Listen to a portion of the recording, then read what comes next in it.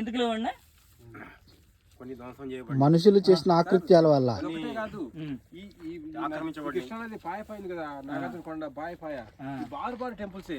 Karthikeya temple, Saradeva temple అని చెప్పేసి మొత్తం bathing ghat, Kartikeya temple, Kartikeya temple, Saradeva temple, Ashtabhuja Swami temple, ఇవన్నీ ఇక్షాంకులు కట్టించిన గుళ్ళు ఈ బారు ఉన్నవి. ఈ బారు కార్తికేయ టెంపుల్, అష్టాభుజ స్వామి టెంపుల్, ఇంకా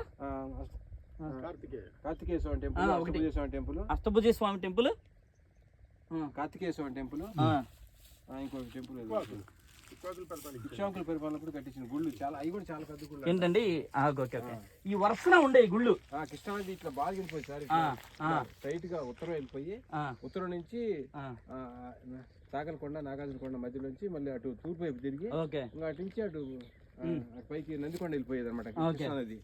ఈ నదీ పరివాహక ప్రాంతం మొత్తం బారు అష్టభుజ స్వామి టెంపుల్, కార్తికేయ టెంపుల్, తర్వాత ఏదో చాలా పేర్లు ఉన్నాయి సార్. చాలా అదేలే, ఈ నది ఒడ్డున వెలసిన బోల్డ్ అని టెంపుల్ ఉండే. ఇక్షాంకుల రాజధాని విజయపూరి పట్టణం ఇక్కడ బయటపడింది మనకి. విజయపూరి పట్టణం స్టెప్ ట్యాంక్, పెద్ద చెరువు, చెరువు చుట్టూరు సామూహిక స్నానాలు చేయడానికి, ఆ తర్వాత దాని చుట్టూరు గుళ్ళు, తర్వాత బాతింగ్ ఘాటు, నది ఒడ్డున బాతింగ్ ఘాటు, ఇవన్నీ బయటపడ్డాయి. ఇవన్నీ దీంట్లో ఉన్నాయి. బారు ఇక్ష్వాకుల రాజధాని అనేటువంటి విజయపురి ఎదురు ఇప్పుడు మనకి ఈ ఓపెన్ ఏరియాలో ఉంది. నాగార్జున కొండ దిగువ భాగంలో ఉంది.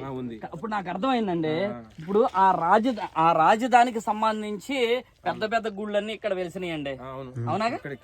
లేకపోతే ఏంటంటే 5 అడుగుల సరౌండింగ్ ఉన్న గుడి ఉండటం అంత ఈజీ కాదు. చాలా గుళ్ళు ఉన్నాయి సార్. కాపీ రేట్ పడిపోతుంది.